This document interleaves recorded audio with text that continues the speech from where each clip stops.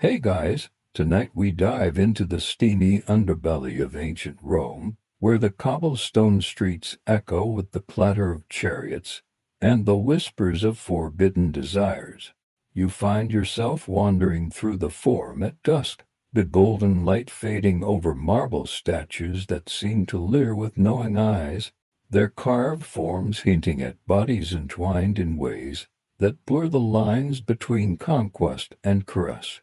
The air hangs heavy with the aroma of spice wine spilling from taverns, mingling with the earthy scent of sweat from gladiators fresh from the arena, where strength and submission play out in brutal displays. You brush past toga-clad senators, their voices low in negotiation, but you sense the undercurrent way a glance, a touch, could seal alliances or shatter reputations. It's a world where every embrace carries the weight of empire, and you probably won't believe how shockingly casual these Romans were about blending power with pleasure in rituals that make today's tabloid headlines look tame by comparison. So before you continue listening to my story, please take a moment to like the video and subscribe to the channel so I know you're still listening along with me. Now, settle in as you step deeper into this twilight Rome, feeling the warm breeze off the Tiber carries secrets from the palaces above. You glide through the bustling heart of Rome, your sandals scraping against the worn stone paths that have borne the weight of legions and lovers alike. Here, in this cradle of civilization, sex isn't just a private affair tucked away behind closed doors, so no. It's woven into the very fabric of society, a shimmering thread of dominance that elevates the mighty and crushes the weak. You picture yourself as a freeborn Roman man, a citizen of status, striding with the confidence of someone who owns the world. In this era, your sexual prowess isn't measured by tenderness or equality, it's a badge of power, a declaration of your place in the hierarchy. The higher your rank, the more liberties you claim, turning intimate acts into extensions of your authority. It's like being the CEO of an ancient corporation where mergers happen in the bedroom and acquisitions are far from consensual. You pause at a grand villa's entrance, the walls adorned with frescoes depicting gods in ecstatic unions, their divine forms a mirror to mortal indulgences. Mainstream history tells us that Roman society was rigidly patriarchal, with men holding the reins not just in politics and war, but in the bedroom too.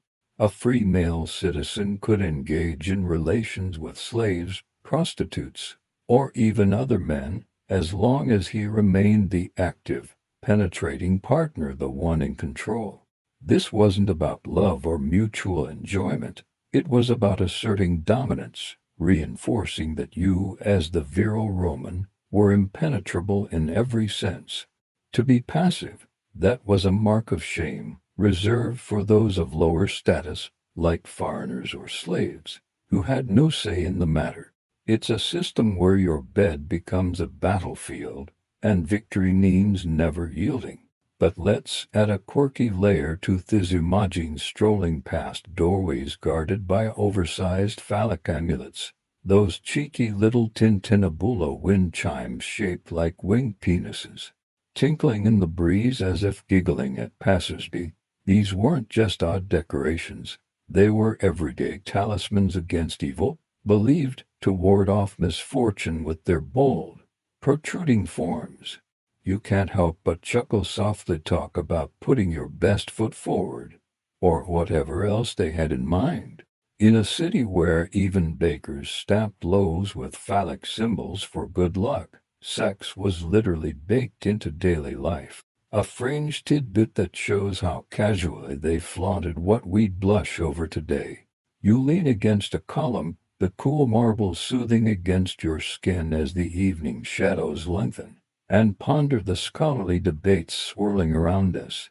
Experts still argue over whether Roman sexuality was truly as liberated as it seems or if it was a tightly controlled illusion. designed to maintain social order rather than encourage wild abandon. Some say the emphasis on dominance masked deeper insecurities, a way to prop up an empire teetering on excess. As you gaze up at the stars emerging over the Palatine Hill, you feel the weight of it all. Way these practices shaped not just bodies, but the soul of a civilization. Drifting further, you enter a marketplace alive with vendors hawking exotic oils and perfumes, their scents promising enhancements that could make any encounter legendary. Here, status dictates everything. An emperor might parade his conquests openly, while a commoner risks scandal if he steps out of line. You imagine attending a banquet, reclining on plush cushions as servants pour wine, and the conversation turns sly. A patrician boasts of his latest liaison, not with pride and passion, but in the power it affirms. It's sarcastic, really, because nothing screams "I'm in charge" like treating people as playthings.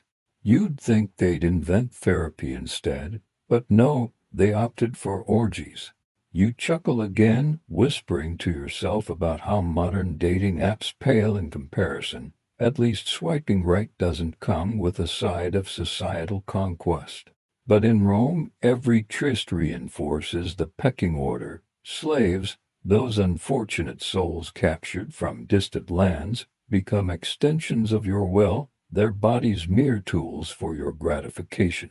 No consent needed. Downership trumps all. It's a dark flip side to the grandeur, where the Colosseum's roars echo the bedrooms and spoken violences.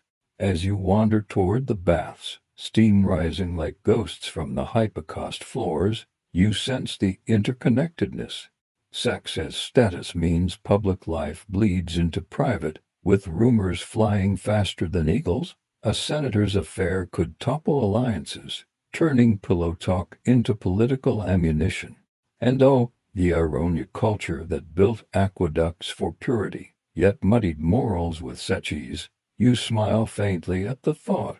If walls could talk, these would need a censor. Scholars debate the fluidity of it all, questioning if this dominance was universal or varied by era, from republic to empire. Some fringe stories whisper of women wielding subtle influence through seduction, flipping the script in shadowed alcoves. But mostly, it's men at the helm, their egos inflated like those phallic charms. You feel a gentle drowsiness creeping in, the narrative lulling you as the city's hum fades. Yet the shock lingers. Show sex, that most intimate act, became a public proclamation of power. In this Rome, you're not just living, you're dominating. Every encounter a step up the ladder. And as the night deepens, you realize this is just the beginning, the foundation for wilder tales ahead. As the shadows stretch longer across the eternal city, you find yourself drawn away from the glittering forums and toward the quieter, more shadowed corners of Roman life, sprawling villas, and modest insulae where the true pulse of empire beats in hidden rhythms. The air grows thicker here, laced with the faint smoke of oil lamps flickering behind shuttered windows, casting dancing lights that hint at secrets unfolding within. You've glimpsed the grand facade of power, where sex crowns the conquerors, but now you slip into the underbelly, where that same force twists into something far more insidious. Imagine you're a silent observer, hovering like a ghost in the atrium of a wealthy household, the mosaic floors cool underfoot, depicting mythical lovers frozen in eternal embrace. But these images aren't mere art, they're reminders of the living dynamics at play, where slaves' toes captured souls from conquered lands become unwilling participants in the games of their masters. You settle into the dim glow of a cubiculum, the sleeping chamber where privacy is a luxury only for the free. Here, in the heart of Roman domesticity, slaves are more than laborers. They're extensions of their owners' whims, bodies to be used as casually as one might pour a cup of Falernian wine. The mainstream historical record paints a stark picture. Slavery was the backbone of Roman economy and society, with millions ensnared in chains. And sexual exploitation was not just common but expected. A master, be he a stern paterfamilias or a lenient one, held absolute parius vita nessus, the right of life and death over his human property. For a male citizen, taking a slave to bed wasn't adultery or scandal. It was his prerogative, a way to vent desires without tarnishing his wife's honor or risking social fallout. You feel the chill of it, the way the night air carries muffled sounds from adjacent rooms, where such acts unfold without recourse or regret. Drifting closer, you inhale the subtle scents of myrrh and sweat, the residues of daily toils blending with nocturnal demands. Slaves had no autonomy, no voice to protest. Their bodies were commodities, bought at markets like the one on the Aventini Hill, where auctioneers touted physical attributes with the same enthusiasm as fine horses. A young Greek tutor prized for his intellect might find himself summoned not for lessons but for other services, his education an ironic twist in the tale. And women slaves. Often they bore children to their masters, offspring who inherited servitude, perpetuating the cycle. It's a system that makes you whisper as sarcastic as it'd talk about family values. Nothing says legacy like enforced intimacy under one roof. You chuckle softly, imagining a modern HR department trying to navigate this. Sorry, team building exercises don't include that anymore, but in Rome, it was normalized, with laws like the Lex Aquilia offering scant protection, treating harm to slaves as property damage rather than personal violation. Venture into a quirkier corner of this world, and you uncover tales of slaves adorned with peculiar tattoos or brands, not just for identification, but sometimes as erotic marker symbols etched into skin declaring availability or ownership in intimate zones. A fringe practice that turned humans into living canvases of desire. Picture one such mark, a delicate vine or phallic emblem, hidden beneath tunics, revealed only in the lamplight of exploitation. It's oddly whimsical in its horror, like a twisted form of ancient body art gone wrong. As you float through the peristyle garden, moonlight filtering through grapevines heavy with fruit, you ponder the open debates among scholars today. Historians still grapple with the extent of consent in these relationships. Was there ever mutual affection? Or was every encounter laced with coercion? A product of Stockholm-like bonds in a captive world. Some argue that rare cases of manumission through romance hint at complexity, while others insist power imbalances erased any true agency. The night deepens, crickets chirping a lullaby that soothes yet unsettles, as you realize how these household dynamics fed the empire's voracious appetite for control. Wandering onward, you pass slave quarters cramped and stark, straw pallets offering little comfort after days of toil and nights of summons. A female slave, perhaps from distant Britannia, whispers prayers to forgotten gods as she awaits the creak of a door. Her life is a tapestry of submission, from scrubbing floors to satisfying urges, with no escape save death or the rare benevolence of freedom. Masters often paraded such relations as perks of status, boasting at symposia over honeyed dormice and diluted wine. It's gently mocking, isn't it, like collecting stamps, but with souls instead accumulate enough, and you're the envy of your peers. You smile faintly at the absurdity, thinking how today's influencers flaunt vacations, while Romans showcase their human acquisitions. But beneath the sarcasm lies the sting. Children born of these unions faced uncertain fates, sometimes raised as heirs if acknowledged, more often relegated to servitude. Emperors set the tone, with Augustus himself owning vast households where such practices thrived unchecked. Venture into the baths adjacent to the villa, steam rising like veils, and you sense the overlap, slaves attending bathers, their roles blurring into the erotic under the guise of service. Scholars debate the psychological toll, questioning if this exploitation fostered rebellion or resignation, with uprisings like Spartacus's revolt perhaps fueled by such indignities. A quirky aside emerges in artifacts from Pompeii, where graffiti scrawled by slaves hints at stolen moments of defeat and screwed drawings mocking their master's prowess. A silent rebellion in charcoal. You feel the weight lifting slightly as the narrative unwinds, the city's nocturnal symphony of distant carts and calls lulling you further. Yet the exploration presses on, revealing how female slaves navigated this minefield, often pimped out by mistresses jealous of their youth or used in rituals to appease household gods. It's a world where autonomy is a myth, every touch a transaction of power.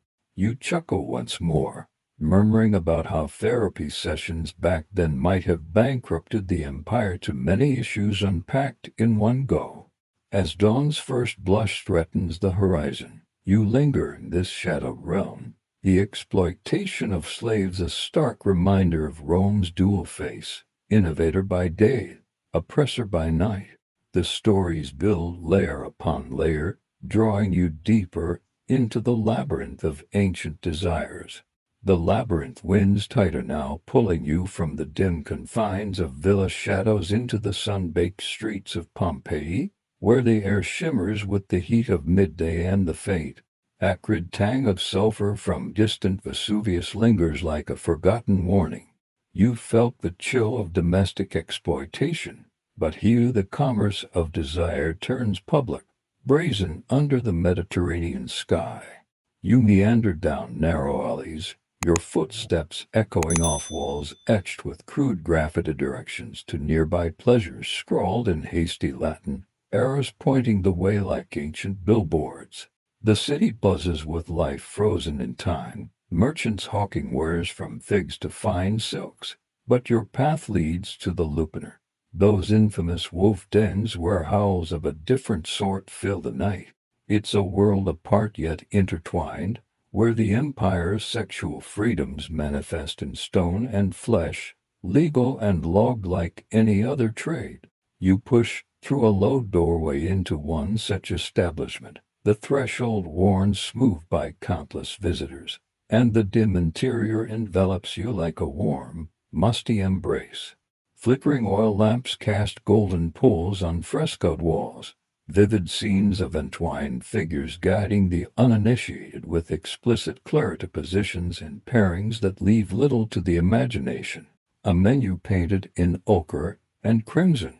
These brothels operated openly, a mainstream pillar of Roman society. Prostitution was regulated by the state, with women and sometimes men required to register as meretresses, paying taxes on their earnings to fund the empire's coffers.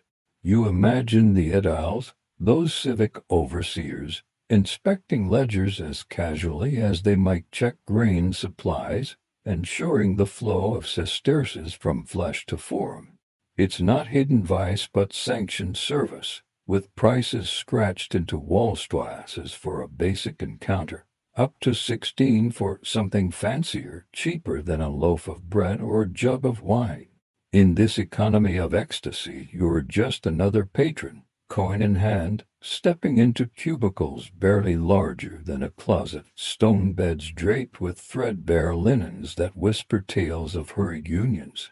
Drifting from cell to cell, you catch the echoes of daily routine, a splash of water from a basin as a woman washes away the remnants of her last client, the clink of cheap jewelry against terracotta as she adjusts her stola, revealing skin marked by the sun and perhaps a tattoo of ownership or profession, ink symbols like vines or birds that declared her trade to all who cared to look. These prostitutes came from varied walks, slaves thrust into the life, freedwomen scraping by, even foreigners lured by the promise of Roman riches. Their days blurred into a rhythm of waiting and working, from dawn's first light filtering through tiny windows to the raucous evenings when sailors and soldiers flooded in.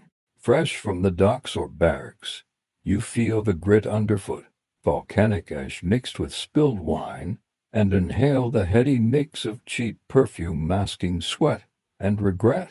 It's gently sarcastic, isn't it, calling it a profession when the state tattoos you like livestock, a permanent badge that screamed available long after you left the Lupaner. You chuckle softly to yourself, murmuring how it's like an ancient version of a drive-through, quick, efficient, and probably with repeat customers earning loyalty points in the form of free advice. But beneath the levity, the reality settles. These women had little choice, their bodies commodified in a system that viewed them as public utilities. Venture deeper, and a quirky tidbit emerges from the ruined cells equipped with built-in toilets, practical plumbing for mid-encounter convenience, or perhaps phallic-shaped door knockers that added a cheeky flair to entry. Imagine the sound of dull thud announcing intent, as if the building itself winked at the proceedings. In Pompeii's preserved brothels, archaeologists uncovered such details, like erotic tokens used as payment, stamped with scenes that served as both currency and catalog. As you lean against a painted wall, the colors still vibrant after centuries, feeling the faint vibration of the city outside that chariots rumbling past. Vendors calling out you ponder the scholarly debates that rage on. Historians continue to spar over whether these Lupaners empowered women economically in a male-dominated world or merely entrenched their subjugation, with some evidence suggesting rare instances of prostitutes amassing wealth and influence, while others point to the grim toll of disease and disdain. The afternoon sun slants lower, casting long shadows that dance like fleeting lovers, and you sense the interconnected web, slaves from households funneled here for extra profit, citizens seeking outlets forbidden at home, all under the watchful eye of the law. Wandering out briefly, you skirt the edges of the forum, where temple priestess Vestal sworn to chastity contrast sharply with the Lupaner's openness, a reminder of Rome's hypocritical piety.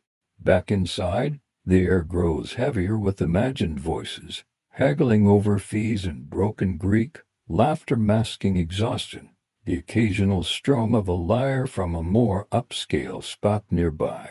Prostitutes often doubled as entertainers, reciting poetry or dancing to entice, their skills a thin veil over the transaction. It's a light-hearted aside, really like speed dating with a mandatory happy ending, though the happiness was often one-sided. You smile faintly, thinking how today's gig economy has nothing on this. At least freelancers now get to set their own rates without imperial oversight. But in Pompeii the state loomed large, with edicts from emperors like Claudius attempting reforms, only to see the trade flourish unchecked. Graffiti on the walls tells personal stories, names of favorites etched by satisfied clients, boasts of prowess that read like ancient Yelp reviews. One quirky find, a mural showing a woman juggling multiple suitors, a fringe exaggeration or perhaps a boast of multitasking prowess in the trade. Scholars debate the agency here too, questioning if registration offered protection or just another layer of control. With papyri from Egypt thrones breadbasketing at similar systems where women petitioned for better conditions, you feel a soft drowsiness as the narrative unwinds, the sensory overload fading into a rhythmic hum, like the distant sea lapping at Ostia's shores. Yet the shock persists. Legal brothels as civic fixtures, turning intimacy into industry, with registered lives ticking like the water clocks in public squares. Drifting toward the exit, you glance back at the frescoes, their eyes seeming to follow, guardians of secrets long buried then unearthed.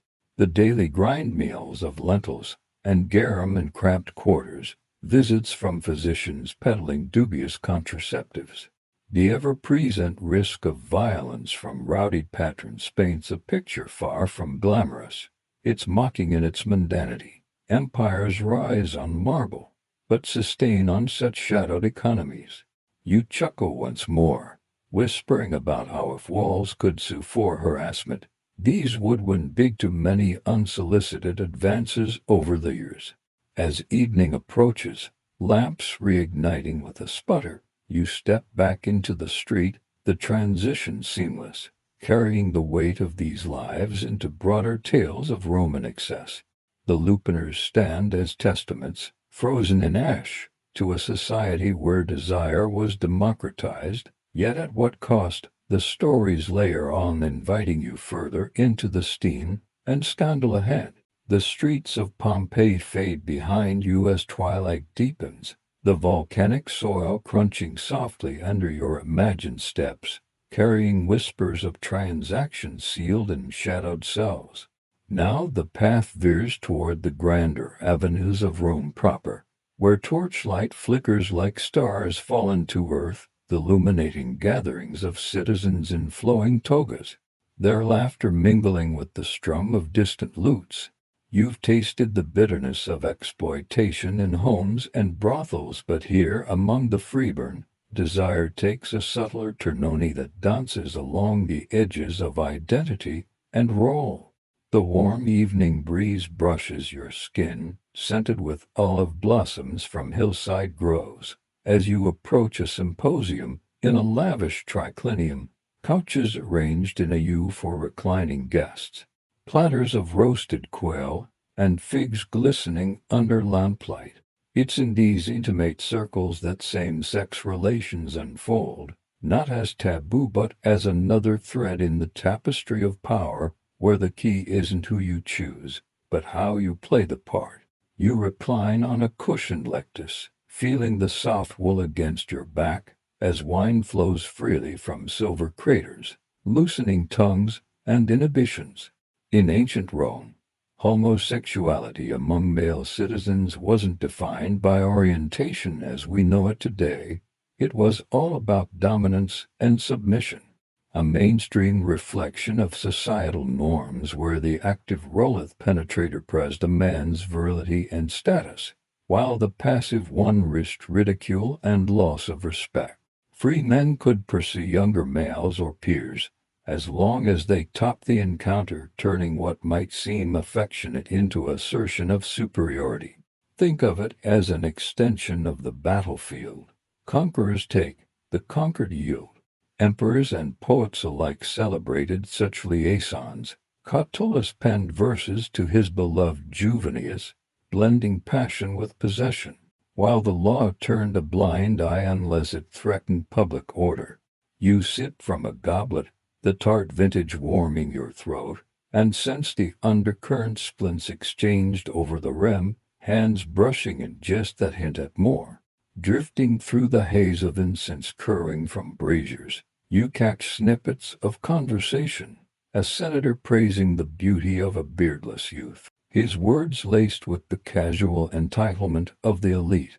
These relations often mirrored mentor-protege bonds, like Greek pederasty imported and Romanized, where an older man guided a younger in exchange for favors, all while maintaining that crucial active stance, to flip it, that invited scorn, labeling one as effeminate, a senatus fit only for mockery in satires by Juvenal or Martial.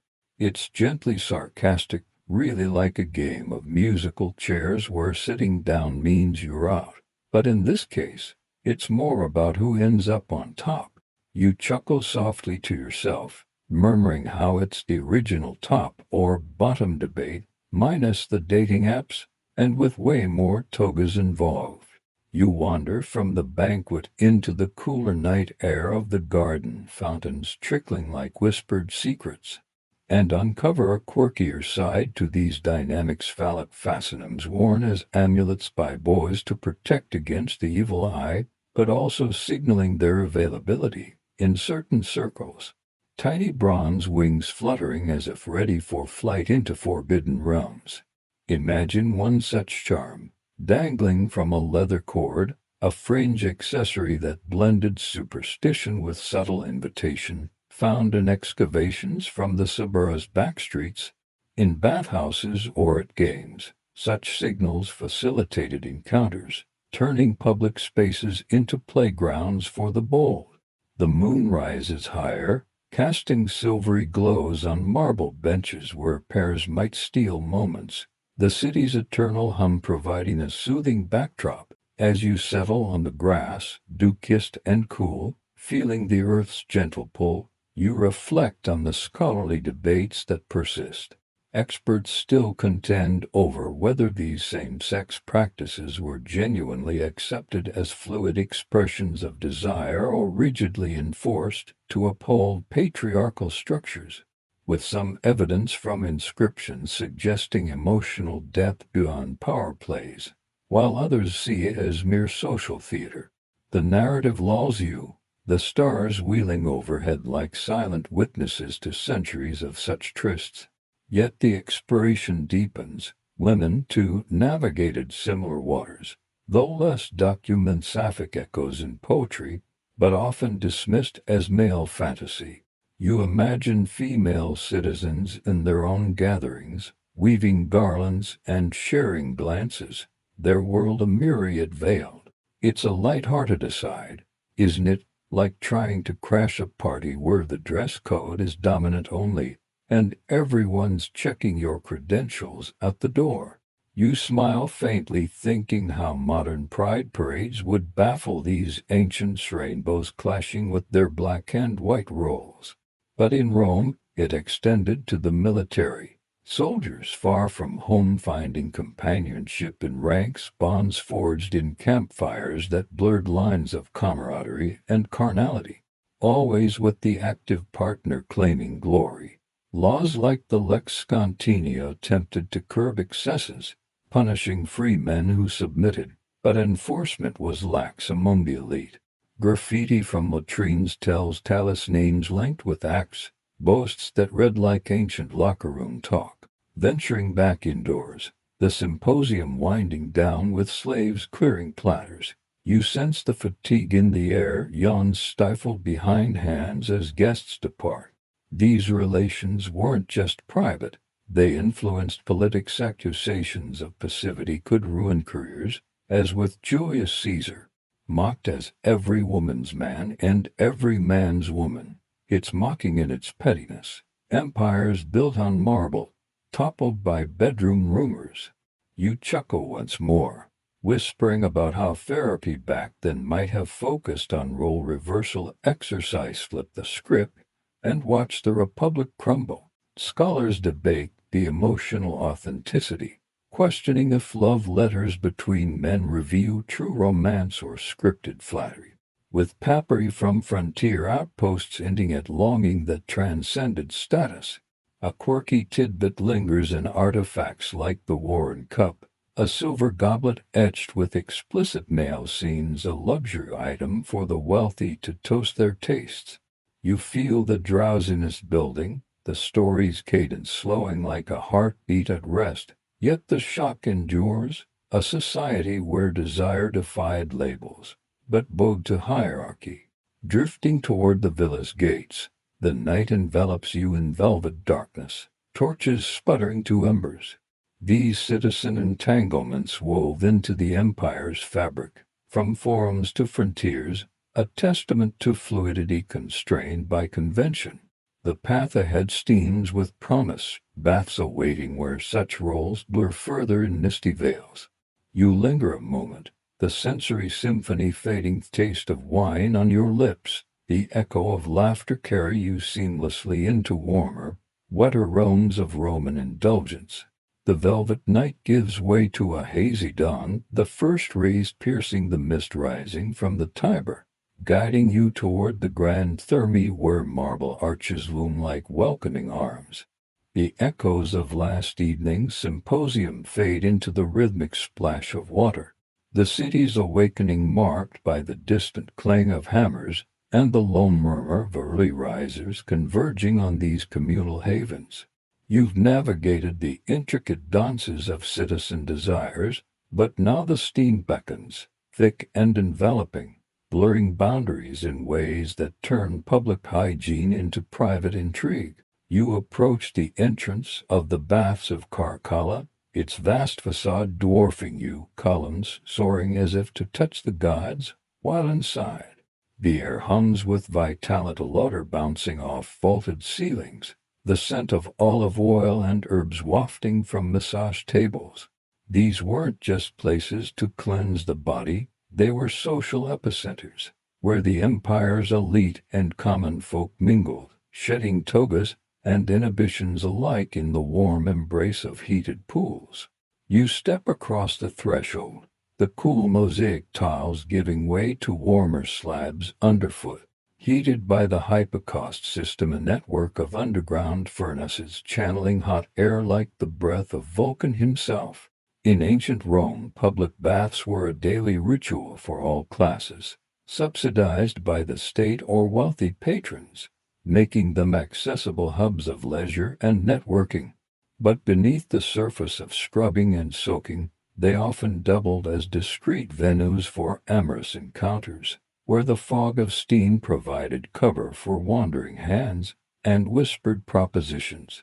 Men and women bathed separately after a certain era, thanks to edicts from emperors like Hadrian, yet mixed bathing persisted in some spots, turning the Caldurian scorching heat into a cauldron of temptation.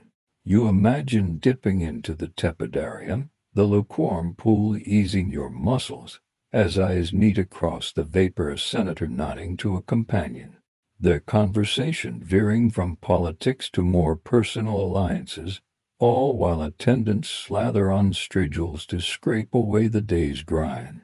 Drifting through the clouds of moisture, you feel droplets bead on your skin, the humidity wrapping around you like a lover's sigh, carrying hints of lavender from scented waters.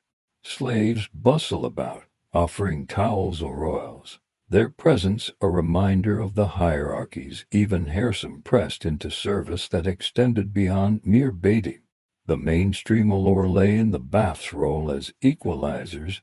Emperors like Trajan built them to foster civic pride, with facilities boasting libraries, gyms, and gardens. But the erotic undercurrent was undeniable, with poets like Martial satirizing the flirtations that unfolded amid the splashes. It's gently sarcastic, isn't it, like a spa day where the happy ending massage comes complimentary with your entrance fee, though back then, it was more about who you knew than what you paid. You chuckle softly to yourself, murmuring how it's the original Coed gin, minus the smoothies, and with way more towel-snapping innuendos.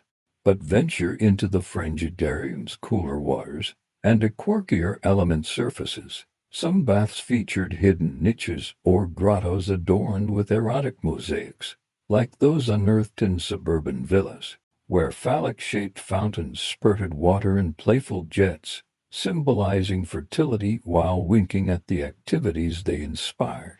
Imagine one such spout, carved as a grinning satyr, bubbling away as patrons lounged, a fringe touch that blended art with arousal in the most literal sense.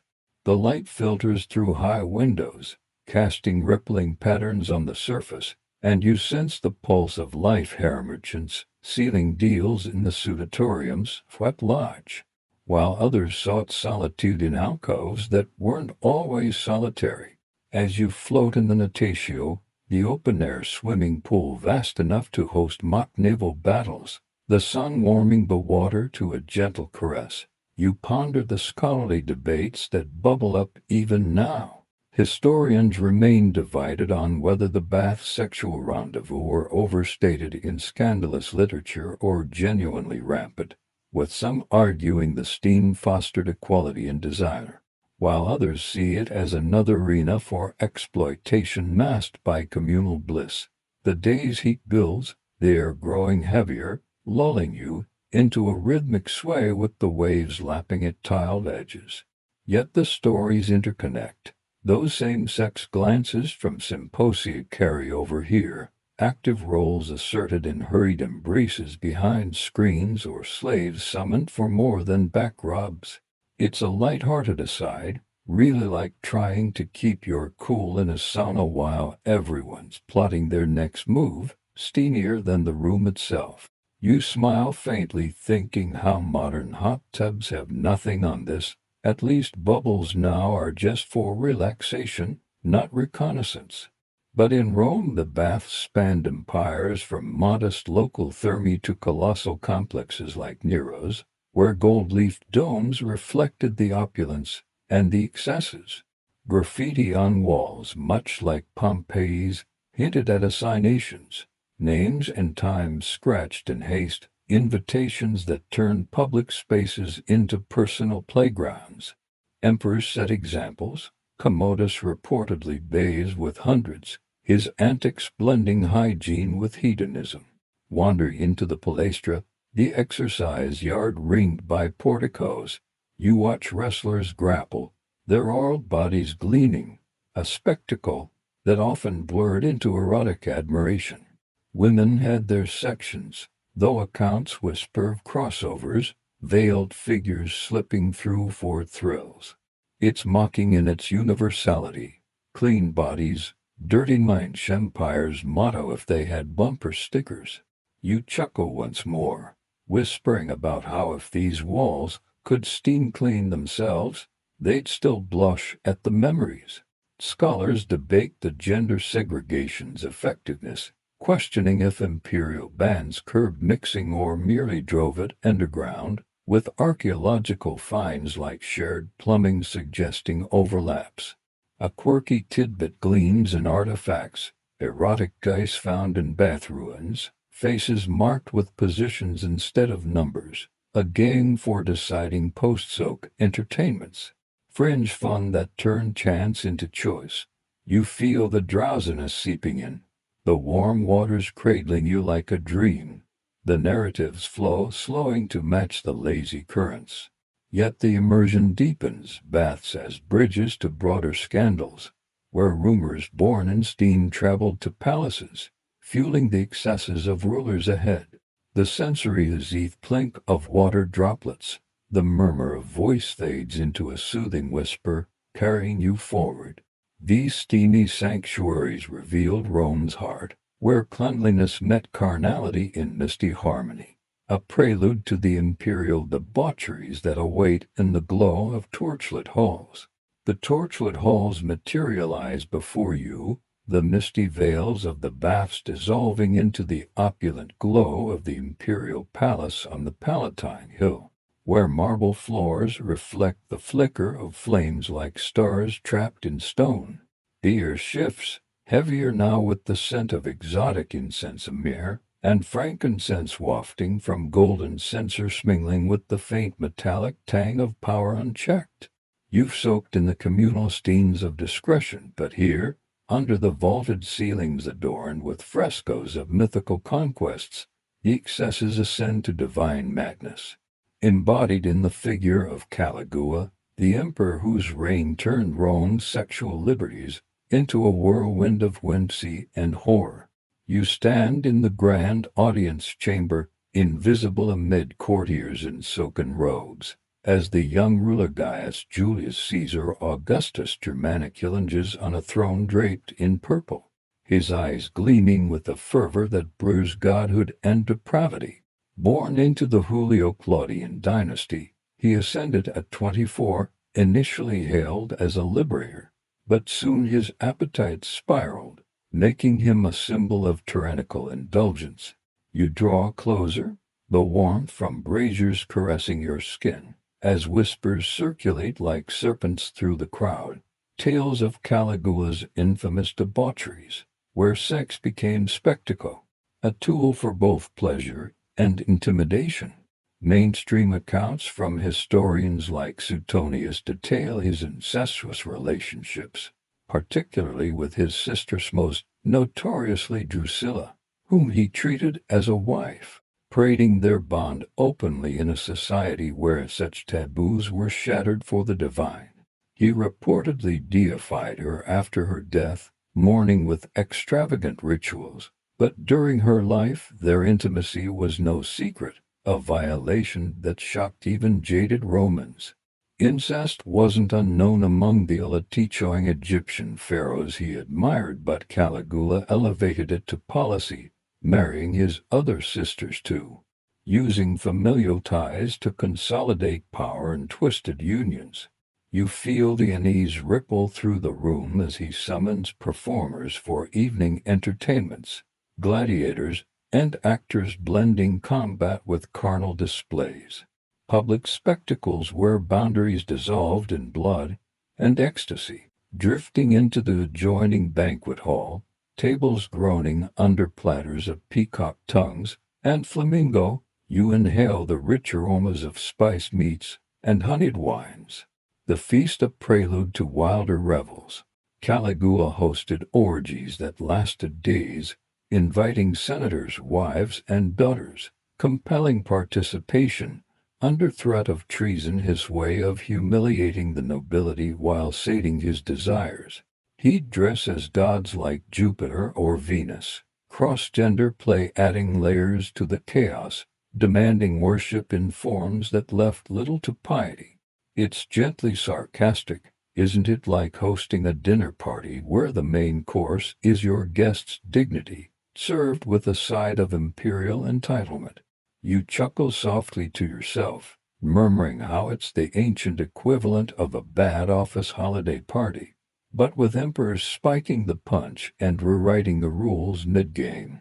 You wander the corridors, torch shadows dancing like frenzied mimeheads, and uncover a quirkier facet of his madness, reports of Caligula marrying his horse, in Citatus, in a ceremony complete with bridal veils and vase, a fringe exaggeration perhaps, but one that symbolized his blurring of human and animal realms, extending to rumored bestial encounters that titillated and terrified. While historians debate the literal truth, artifacts like satirical coins hint at the absurdity. The emperor's stable-turned bridal suite, a tale that persisted through centuries. The night deepens, the palace alive with moans and music from lyres, as you glimpse public spectacles on the Tiber, floating brothels he constructed, barges linked into pleasure palaces where debauchery unfolded, under starlight visible to the masses as a display of godlike abandon. As you recline in a shadowed alcove, velvet cushions soft beneath you, feeling the distant thrum of drums like a heartbeat gone erratic, you reflect on the open scholarly debates surrounding Caligula's reign. Experts still argue whether his excesses were the product of genuine insanity, perhaps lead poisoning from pipes, or a childhood illness, or exaggerated propaganda by successors like Claudius to justify his assassination, with some sources suggesting political theater over personal perversion. The narrative envelops you in its haze, the opulence lulling yet alarming as stories interconnect. Bath's discreet liaisons pale against this imperial stage, where slaves and citizens alike became props in his fantasies. It's a light-hearted aside, really like trying to one-up your friend's wild weekend stories, but with an empire's resources and zero consequences until the knives came out. You smile faintly, thinking how modern celebrities have publicists to spin scandals. Caligula just declared himself a god and dared anyone to complain. But the darkness creeps in. He reportedly prostituted noble women in the palace, turning sacred spaces into lupanars, collecting fees to fund his extravagances. A perversion of the brothels you've wandered. Children weren't spared. Young boys dressed as Cupid served at banquets, their innocence fodder for his whims, echoing the vulnerabilities you've sensed before. Venturing into the gardens, moonlight filtering through cypress trees, fountains murmuring like conspirators, You hear echoes of his party skits, forced to mimic animals or gods in erotic tableaus. The air thick with laughter that borders on hysteria. Caligula's marriage to male slaves, like the actor Mester, added to the shock, publicly consummating unions that flouted even Rome's flexible norms. His active role twisted into tyrannical dominance, its mocking in its excess, power so absolute it parodied itself, like a satire come to life with real victims. You chuckle once more, whispering about how if therapy existed, his sessions would bankrupt the treasury to many issues, from sibling fixation to equine romance. Scholars debate the veracity of these tales, questioning if Suetonius's biographies leaned into sensationalism for moral lessons. With archaeological finds like palace ruins offering scant confirmation, but plenty of room for interpretation. A quirky tidbit lingers in legends of his golden bedchamber, walls mirrored to reflect every angle of indulgence, a fringe innovation that turned privacy into performance art. You feel the drowsiness stirring, the story's intensity softening into a rhythmic pulse. Yet the imperial shadow looms, connecting to successors who amplified the madness. Drifting toward the palace gates, the cool night air bomb after the heated revels, you carry the weight of Caligula's legacy, a reign of 4 years that scarred eternity. His debaucheries a mirror to Rome's darker soul. The sensory overload Fidesz taste of spiced wine lingering, the echo of forced merriment, but the path presses on, leading to another emperor's scandals, where flames of excess burn brighter still in the annals of infamy. The imperial shadow lengthens as you leave the Palatine's gilded excesses behind, the cool night air giving way to the flickering blaze of a new reign, where flames literal and figurative consume the eternal city. The scent of smoldering wood lingers faintly, a harbinger from the great fire that reshaped Rome. But now you find yourself amid the rebuilt splendor of Nero's domain. The Domus Aurea sprawling like a golden labyrinth of luxury and lunacy. Torchbearers line the paths, their lights casting elongated shadows that twist like conspirators, leading you to the heart of festivities where music swells sharps, and flutes intertwining with raucous cheers. Nero Claudius Caesar Augustus Germanicus, the artist temper holds court here, his lyre in hand, composing odes to his own divinity while guests recline on silken couches, goblets overflowing with vintage from his private vineyards. You've witnessed Caligula's whirlwind, but Nero's scandals burn slower, deeper, turning personal whims into public outrages that scorch the empire's soul. You slip into the grand banquet hall, the air thick with the aroma of roasted boar glazed in garum and exotic spices imported from the east. Platters heaped high as servants in tunics embroidered with gold thread dart about like fireflies. Nero, with his curly beard and piercing gaze, orchestrates the chaos, his voice booming in song before shifting to commands that send ripples through the assembly. Mainstream chronicles recount his scandalous marriages to men, most infamously to Sporus, a young freedman whom he had castrated to resemble his deceased wife Poppaea, dressing him in bridal veils for a public wedding ceremony complete with dowry and torchlit procession through the streets. This wasn't mere affection. It was a theatrical assertion of imperial will, Nero playing the groom while Rome watched, blending grief with grotesque mimicry.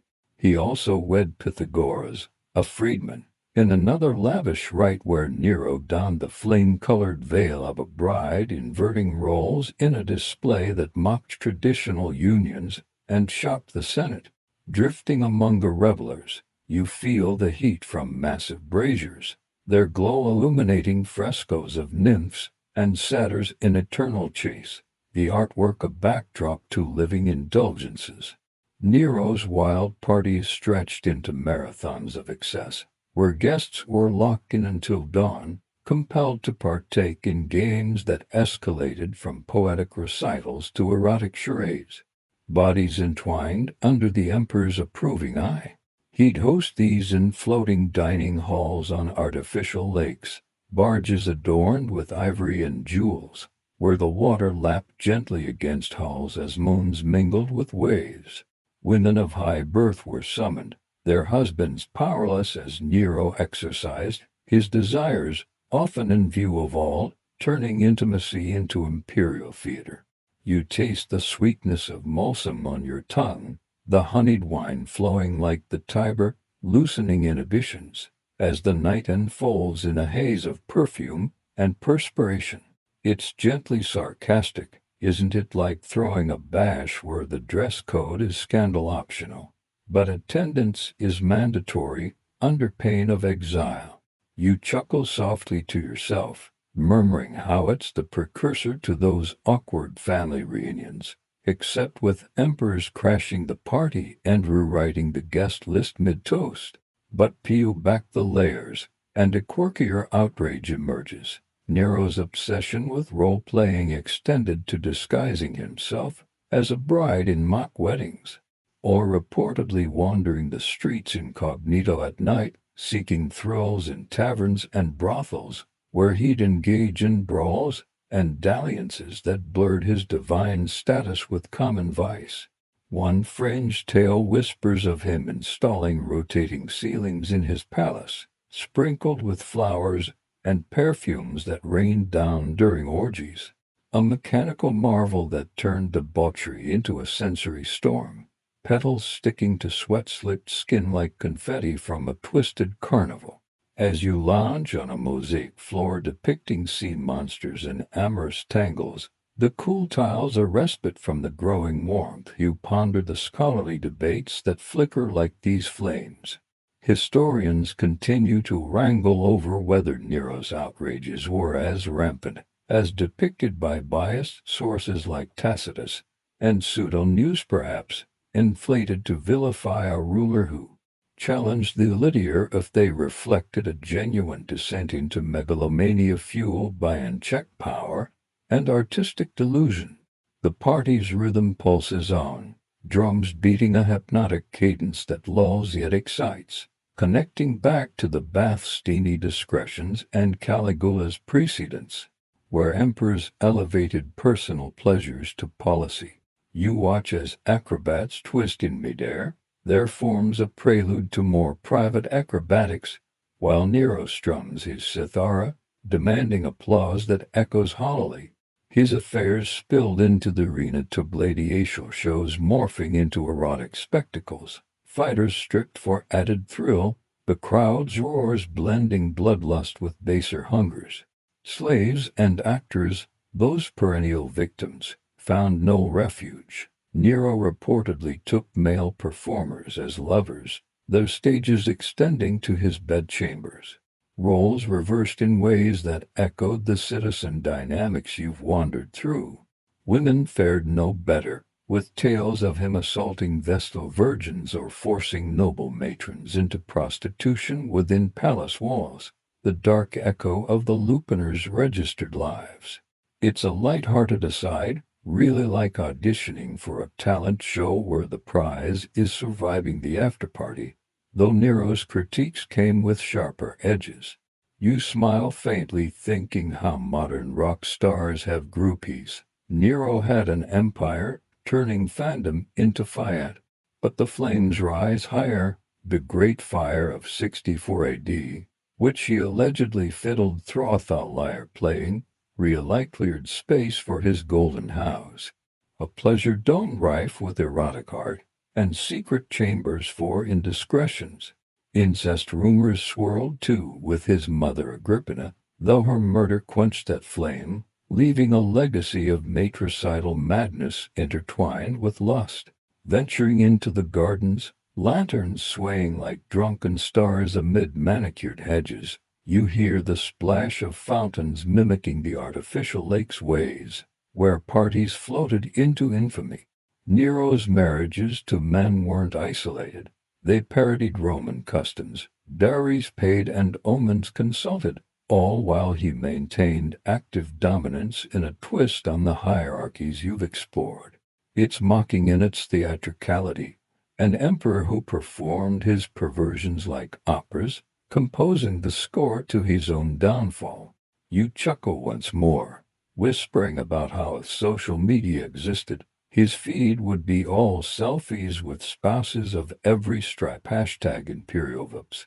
Scholars debate the fire's origins too, questioning if Nero scapegoated Christians to cover his arson for urban renewal, with sexual scandals perhaps exaggerated to fuel the narrative of tyranny.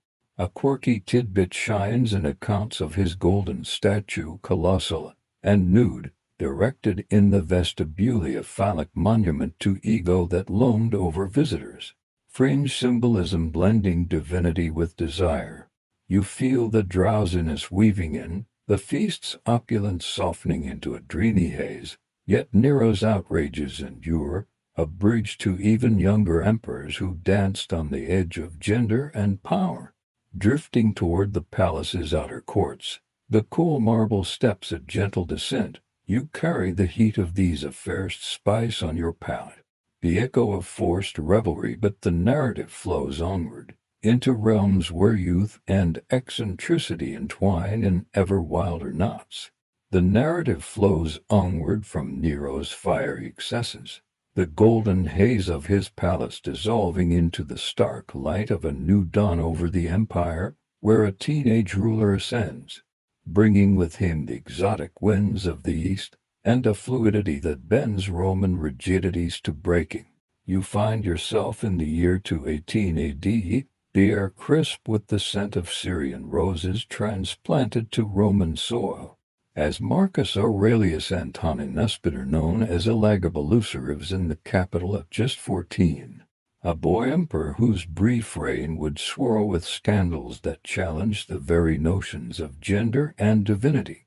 The streets throng with curious crowds, banners fluttering in homage to the sun god Elagabal, a black stone meteorite carted from Emesa as the new deity of Rome. But it's the emperor himself who becomes the true spectacle, his form draped in silken robes more befitting a priestess than a princeps. You've journeyed through imperial debaucheries before, but here the excesses twist into something profoundly personal, a young soul navigating desires that defy the empire's patriarchal pillars. Cross-dressing and unusual unions rippling shockwaves through Senate and street alike. You step into the opulent halls of the imperial residence, the floors inlaid with mosaics depicting solar chariots racing across the sky, while incense burns in altars dedicated to his imported god, the smoke curling like questions around his enigmatic figure. Elagabalus, raised as a hereditary priest in Syria, brought Eastern mysticism to the throne, but it was his gender fluidity that truly scandalized, editing women's makeup, wigs of golden curls, and flowing gowns embroidered with jewels.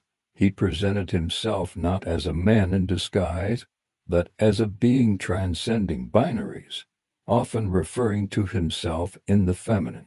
Mainstream historical accounts from sources like Herodian describe him prowling the palace corridors thus attired, seeking surgeons who could perform a sex change, offering vast sums for the procedure to transform his body into that of a woman, a yearning that went beyond mere eccentricity into a profound identity quest amid an uncomprehending world.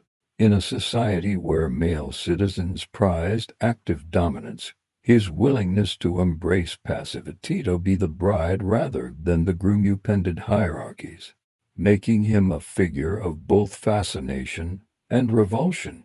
Drifting closer to his private chambers, you inhale the heady mix of perfume, a satyr of roses and musk applied liberally to his skin, as attendants fuss over his attire, adjusting veils and necklaces that clink softly like distant bells. His unusual unions shocked even the jaded elite. He married 5 women in rapid succession, including Ennia Aurelia Faustina, but these were fleeting compared to his bonds with men. most notoriously the charioteer Hierocles, whom he wed at a public ceremony, proudly calling himself Hierocles' wife, and adopting submissive roles in their relationship. Reports whisper of Elagabalus feigning menstrual cycles or pregnancy, using props and play acting to embody femininity, all while hosting banquets where he appeared as a courtesan, soliciting admirers among the guests. You feel the tension in the air, courtiers exchanging uneasy glances as he dances with painted lips and rouged cheeks, his movements graceful yet defiant, turning the throne room into a stage for gender-bending performances that blurred emperor and entertainer. It's gently sarcastic, isn't it, like ruling an empire but prioritizing a wardrobe malfunction that lasts for years, with the Senate debating togas versus tunics. You chuckle softly to yourself, murmuring how it's the ancient version of a coming-out party, except with legions standing by and gods invited as guests. But delve into the quirkier fringes, and tales emerge of Elagabalus prostituting himself in taverns, disguised as a woman with a painted face and false hair, charging patrons for encounters where he reveled in the passive role, a fringe practice that may have been exaggerated by hostile historians but captured the essence of his rebellious fluidity. Imagine him slipping out under cover of night, the moon glinting off his borrowed stola, mingling with the common folk in Sabura's dimly lit establishments, where the clink of coins echoed his quest for authenticity amid artifice. As you recline in a sunlit atrium, fountains bubbling like suppressed laughter, the warmth of midday lulling you with its golden touch, you reflect on the scholarly debates that surround his legacy. Experts still contend over whether Elagabalus's behavior stemmed from genuine gender dysphoria, proto-transgender figure ahead of his time, or were products of youthful caprice, amplified by absolute power and Eastern influences, with some arguing the hostile sources like the Historia Augusta fabricated details to justify his assassination. The palace buzzes softly around you, slaves bearing trays of dates and spiced wine, their eyes downcast yet absorbing the emperor's everyone, connecting back to the vulnerabilities of those in service, where his desires often ensnared the unwilling. You watch as he parades through the city in a chariot drawn by lions, dressed as the goddess Cybele, scattering largesse to the crowds while demanding they address him as lady rather than lord. His marriage is extended to the divine, to wedding the god Elagabal to the Roman goddess Urania in a lavish rite, complete with processions and sacrifices, mirroring his own unions in a cosmic parody. But the human bonds cut deeper. After Hierocles, he took Aurelius Laodocus as a lover, famed for his physical endowments, only to cast him aside in fits of jealousy. The relationships marked by public displays that echoed Nero's theatrical weddings, but with an added layer of gender inversion. Women in his life suffered to divorce hastily, or used as covers for his true inclinations, their roles reduced to props in his fluid narrative. It's a light-hearted aside, really like swiping through ancient Tinder, but with emperors matching gods and gladiators, by us reading seeking soulmate for eternal worship. You smile faintly, thinking how modern drag shows owe a nod to this teen ruler, who turned the throne into a runway long before heels were invented. But the shadows lengthen. His insistence on circumcision and potential castration rituals tied to his priesthood alarmed traditionalists, blending religious ecstasy with sexual exploration in ways that fused body and belief. Parties in his honor devolved into orgies where roles flipped freely, guests encouraged to emulate his fluidity, the air thick with laughter that masked growing discontent.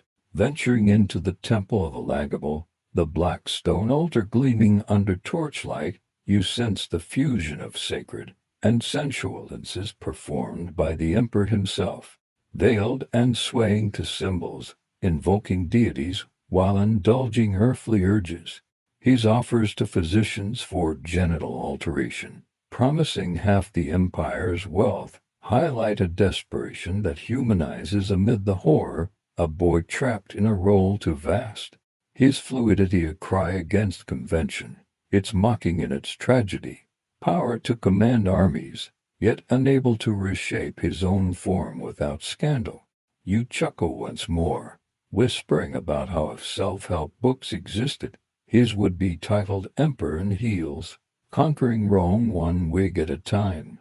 Scholars debate the reliability of these accounts, questioning if propaganda from his successor Severus Alexander painted him as a deviant to legitimize the coup, with coinage and inscriptions offering glimpses of a more conventional ruler beneath the tales. A quirky tidbit persists in legends of his wedding nights, where he reportedly played the bride with such conviction that grooms were bewildered, fringe anecdotes that spice the historical stew. You feel the drowsiness deepening, the sun's rays softening into amber, the story's whirl coming to a gentle spin. Yet the emperor's tale spins on, his fluidity a thread weaving through Rome's darker patterns, leading toward the voiceless victims who bore the brunt of such imperial experiments. The sensory tapestry rustle of silk, the tang of incense fades into a soothing murmur, carrying you forward into shadows where youth and performance entwine with peril.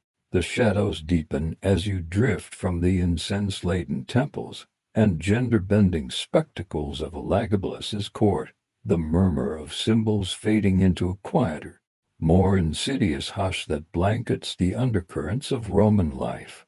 The peril of youth and performance lingers in the air like the faint chill of pre-dawn mist rolling off the Tiber, drawing you toward the arenas and households where the empire's most vulnerable echodron and stage actors become ensnared in a web of predatory desires.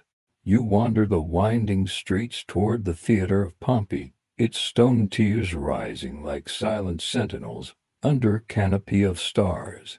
The echo of applause from daytime shows still vibrating faintly in the cool night breeze. Here, in the glow of oil lamps sputtering along the colonnades, the glamour of the stage masks a darker reality, where performers and the young are treated as disposable playthings, their bodies bartered in the name of entertainment and entitlement. The scent of grease paint and sweat clings to the air, mingled with the earthy aroma of hay from nearby stables, as you imagine the curtains falling not just on acts, but on innocence itself. You settle into the dimly lit wings of the theater, invisible among the props and costumes, flowing robes and painted masks that transform mortals into gods for an hour, only to strip them of dignity off stage. In ancient Rome, stage actors occupied a precarious rung on the social ladder, often infamous individuals deprived of certain rights due to their profession, lumped with gladiators and prostitutes in a category that invited exploitation. Mainstream history reveals that actors, many of them slaves or freedmen, were frequently summoned to private parties or imperial banquets, where their roles extended beyond mimicry into intimate services, compelled by patrons who viewed them as extensions of the characters they portrayed. Emperors like Nero, himself an aspiring thespian, blurred lines further by performing publicly, then demanding reciprocity from troops, turning applause into something far more personal. You feel the rough texture of a wooden mask against your fingertips, its hollow eyes staring back, a symbol of how these performers hid their true selves while bearing all for the elite's amusement, drifting on stage under the moonlight filtering through open arches. You hear the phantom echoes of laughter and gasps from audiences who thrilled to pantomime-silent dances that conveyed myths through gesture, often laced with erotic undertones that spilled into real-life encounters. Children entered this world early, apprenticed as mimes or chorus members from tender ages, their youth making them prime targets in a culture where pederasty was normalized among the upper classes. Boys, in particular, were groomed as delicate-tempered favorites kept for their beauty, hair curled and skin oiled, paraded like living statues before being passed among admirers. The vulnerability peaked in households where child slaves or freeborn youths from impoverished families faced summons without protest, their silence enforced by law and custom. It's gently sarcastic, isn't it, like casting calls where the role is victim, and the audition never ends, with critics who hold life and death in their reviews. You chuckle softly to yourself, murmuring how it's the original talent show nightmare, where getting discovered means vanishing into someone's villa instead of stardom. But uncover a quirkier layer, and you find tales of actors using stage props in unexpected ways. Phallic comedy sticks from farces repurposed as talismans against unwanted advances, or hidden in costumes for a quick escape. A fringe tidbit whispered in the annals of theatrical war that adds a touch of defiant whimsy to their plight. Imagine one such performer slipping a comedic, oversized accessory under his tunic during an imperial summons, turning potential humiliation into a momentary farce that bought precious seconds of reprieve.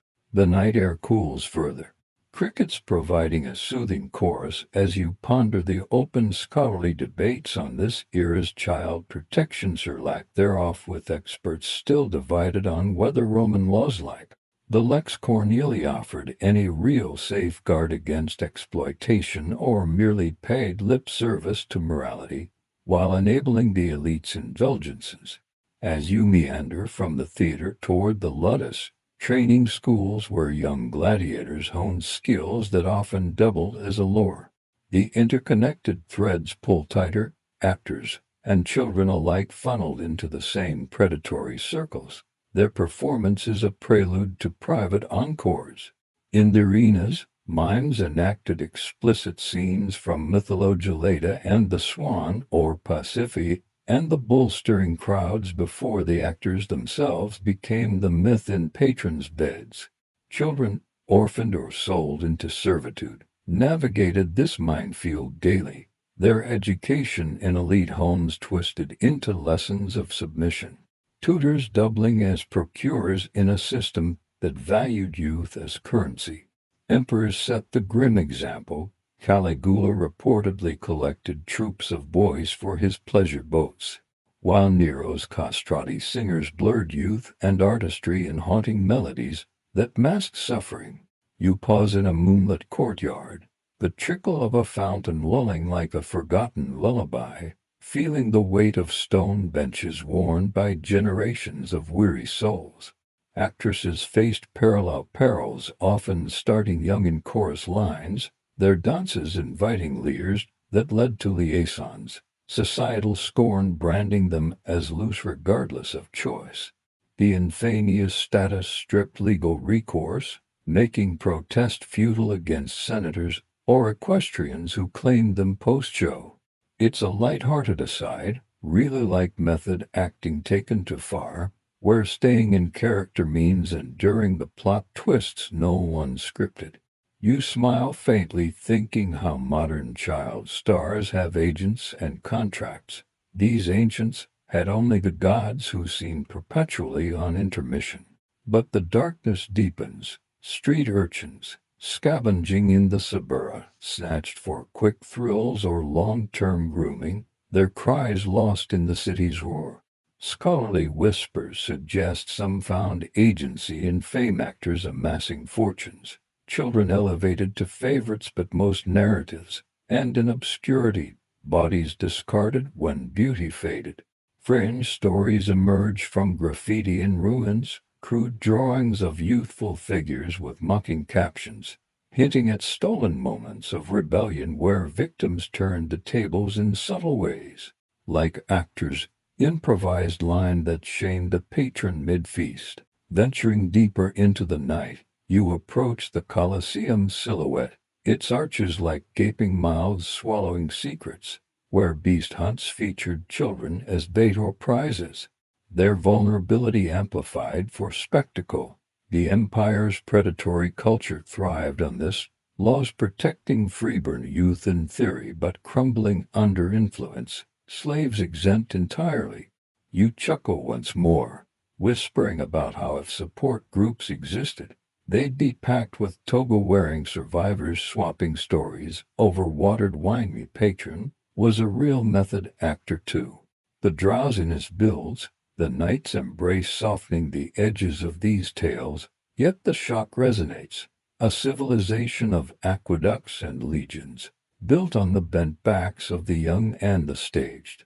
As stars will overhead, the narrative unwinds like a spool of thread, drawing you toward reflections on Rome's legacy, where light and shadow entwine in eternal dance. The eternal dance of light and shadow draws you to a quiet vantage atop the Capitoline Hill, where the city's sprawl unfurls below like a tapestry woven from marble dreams and hidden stains, the moon casting a silvery pall over temples and tenements alike. You've traversed the underbelly from the dominance etched in every citizen's stride, through the silent sufferings of slaves and the registered echoes in lupanar walls, past the fluid desires in baths and banquets, to the imperial whirlwinds of Caligua's spectacles, Nero's flames, and Elagabalus's veils, culminating in the voiceless plights of youth and performers. Now, as the night wind whispers through olive branches, carrying faint scents of pine resin and distant sea salt, you pause to reflect on this dark legacy. How these shocking practices peel back the veneer of Rome's grandeur to reveal a civilization built as much on conquest of bodies as of lands. The air feels heavier here, laden with the weight of histories and spoken chapters, as you gaze upon the forum's renaissance alive with orators proclaiming virtue, now silent witnesses to hypocrisies that festered in the shadows. You lean against a weathered column, its fluted surface cool and unyielding, feeling the pulse of the city slow to match your contemplative breath. Rome, that beacon of law and engineering, harbored a sexual ethos unbound by consent or equality, where power's grip extended into the most intimate spheres, turning humans into instruments of status and win. Mainstream legacies celebrate the aqueducts arching gracefully, bringing life-giving water to millions, yet overlook how those same structures symbolized a flow of exploitation's law of laboring unseen, their bodies later claimed in nocturnal demands. The empire's might rested on such dualities. Public baths fostering community while veiling trysts, brothels taxed like bakeries. Emperors deified for conquests abroad but debauched in palaces that rivaled myths for excess. It's a complex underbelly where innovation coexisted with indifference to suffering, a society advanced in roads and rhetoric but primitive in empathy, exposing how progress often masks moral voids.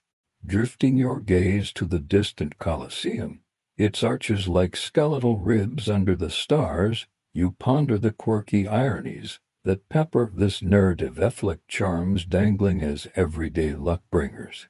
Emperors' wedding horses or stones and ceremonies blending absurdity with authority, actors wielding props in futile defiance against their fates.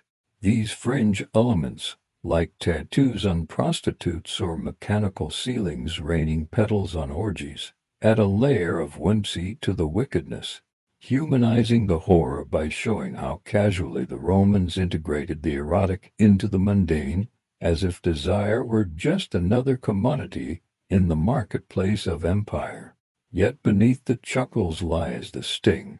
Children apprenticed to stages only to vanish into elite embraces. Slaves branded not just with irons but with indelible roles of submission. All while scholars pen treatises on virtue from villas echoing with coarse moans. As you settle on the grass, dew forming like tears on blades that tickle your skin. The scholarly debates echo in your Mendestorians, still wrestling with whether these practices were aberrations or intrinsic to Rome's DNA. Some arguing they fueled the empire's dynamism by channeling aggressions, others seeing them as seeds of decay that hastened the fall. With evidence from graffiti and graves suggesting a populace more complicit than coerced, the wind picks up gently, rustling leaves in a rhythmic hush, inviting parallels to today modern scandals in halls of power, where status still shields exploiters, or digital lupiners trading images without consent, reminding you that humanity's darker impulses evolve but seldom vanish, lurking in new forms amid our own advancements. You feel the interconnected weave tightening, the dominance in citizen liaisons nearing imperial excesses, bath steams foreshadowing palace vapors, victim silences amplifying the roar of history's overlooked.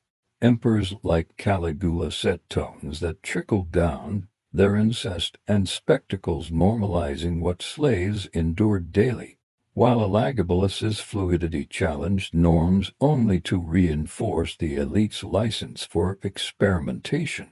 It's gently sarcastic, isn't it, like building an empire on marble pedestals, only to find the foundations riddled with cracks from unchecked appetites? A civilization that conquered the world but couldn't master its own urges. You chuckle softly, murmuring how it's akin to a grand feast where the menu boasts enlightenment, but the ingredients include a hefty dose of hypocrisy, served with wine that dulls the conscience.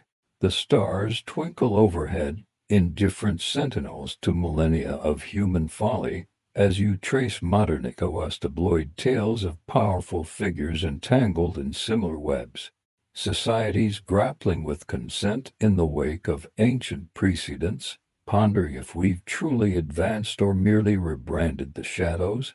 Rome's legacy endures not just in ruins, but in the cautionary mirror it holds up, revealing how great cultures harbor dark sides, where innovation thrives alongside iniquity, urging reflection on our own ears. You smile faintly, thinking how therapy for an entire civilization might prescribe self-awareness sessions, unpacking baggage from togas to tweets. But alas, history prefers repetition over resolution. Yet in this reflection, a quiet awe emerges, the resilience of those who endured, whispers of rebellion in scratched walls or stolen moments, hinting at humanity's spark amid the gloom. The city's lights flicker below like embers of forgotten fires, connecting the dots from slave quarters to senatorial beds, a tapestry where sex as power wove through every stratum, exposing the fragility beneath the facade. You chuckle once more, whispering about how if empires had report cards, Rome's would note excels in architecture, needs improvement in ethics, with marginalia on the quirks that made it all too human. As the narrative crests this hill, you sense the culmination, shocking practices not as mere titillation, but as lenses into a soul divided, a civilization that illuminated the world while casting long shadows. The wind dies to a breath, the night enveloping you in peaceful quiet, ready for the fade into dreams where these tales soften into lessons learned. And now, as the moon dips lower, casting a gentle glow over the ancient stones that have borne witness to so many whispered secrets and shadowed encounters, you feel the weight of Rome's complex history settling softly upon your shoulders, like a warm blanket drawn close against the cooling night. Let the vivid images of emperors in their gilded excesses, the steamy mists of baths hiding fleeting touches, and the quiet resilience of the voiceless fade gradually into the ether, dissolving like morning dew under a rising sun. You've journeyed deep into this underbelly, uncovering layers of power and desire that shaped an empire, but remember, these are echoes from a distant past. Lessons wrapped in the mists of time to remind us of humanity's multifaceted nature. Breathe deeply now, inhaling the calm serenity that follows such explorations, exhaling any lingering unease, allowing your mind to drift toward peaceful horizons where judgment gives way to understanding, and the night's tales transform into soothing whispers that lull you toward rest. The city below slumbers eternally in its ruins, a testament to endurance, inviting you to close your eyes and embrace the quiet assurance that knowledge, even of the darkest corners, brings light to our own paths. Sweet dreams await, cradling you in their tender embrace, as the stars above wheel on in silent vigil.